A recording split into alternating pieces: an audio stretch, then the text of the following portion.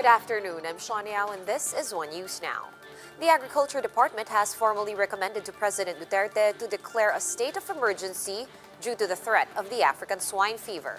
Shyla Francisco is in Makati to give us the details. Hi Shyla, what other recommendations were submitted to the President? Sean, the DA has submitted to the Malacanang yesterday the recommendation along with a draft proclamation on the declaration of a state of national emergency. This comes as the country continues to deal with the spread of the African swine fever. To date, ASF has spread to 40 provinces in the country. The DA says the declaration will allow them and the LGU to fully implement biosecurity measures and rehabilitation programs, including the repopulation of hogs. The agency knows the draft proclamation includes the recommendation of a 1 billion peso contingency fund during the initial implementation of the order. Meanwhile, the DA welcomes the investigation of the Presidential Anti-Corruption Commission into the Tompat scheme on pork imports. PACC Commissioner Greco Bellica confirmed this to One News, saying that it has started its motu proprio investigation since December last year after receiving reports on the allegations. The expose of Senator Ping Lacson was added to their ongoing probe. Bellica says they will submit the recommendation to the President and may issue a subpoena soon. For its part, the palace says it has not released a decision yet on DA's proposal to increase minimum access volume allocation for pork imports and lowering of tariff. This as the President still would like to get more information about the alleged corruption within the DA and the opposition of some senators.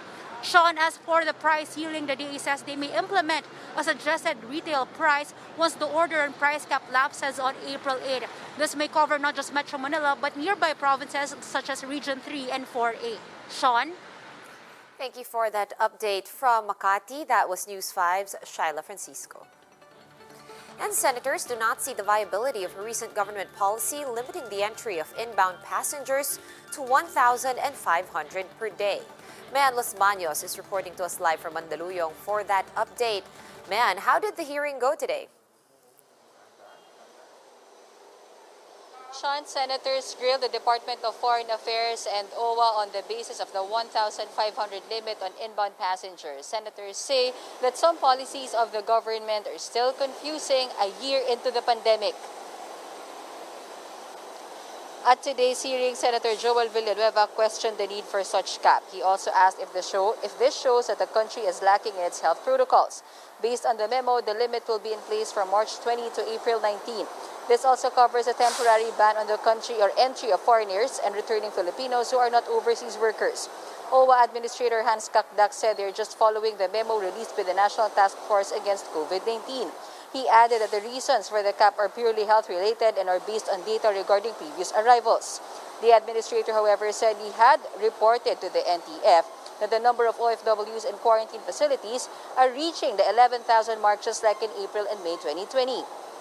This prompted Senator Franklin Drilon to ask if such increase in number is the reason why the limit is in place. Drilon also noted that even with such rule in place, Filipinos coming home will just look for other ports and airports that they can get into. But Kakdak maintained they're just following NTF's orders.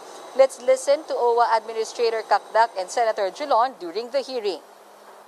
Again, sir, I will invoke the memorandum of our good chair of the National Task Force and the March 16 memorandum. And the basis of the cap, Mr. Chair, is clearly set out in the memorandum of Secretary Lorenzano.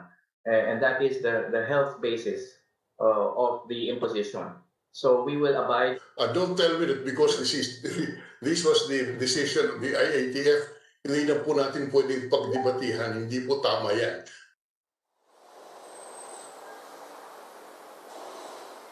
Sean, senators also want to know who will be allowed to come in the country and who will have to wait until April 19. Sean? All right, thank you for that update. That was Mayan Los Baños of News 5 joining us live from Mandaluyong. Here are other stories we're keeping our eyes on. Malacanang supports the use of Sinovac vaccine among the elderly, despite the FDA's advice to administer it to those between ages 18 to 59 only. Spokesman Harry Roque says that representatives of the Chinese firm are now working to present additional data. Over 77,000 senior citizens in Davao City are expected to start receiving their COVID-19 vaccines by the first week of April. The city's health officer says they are almost done inoculating some 16,000 healthcare workers. And PTV4 is now on a skeleton workforce to give way for office disinfection following a COVID-19 outbreak.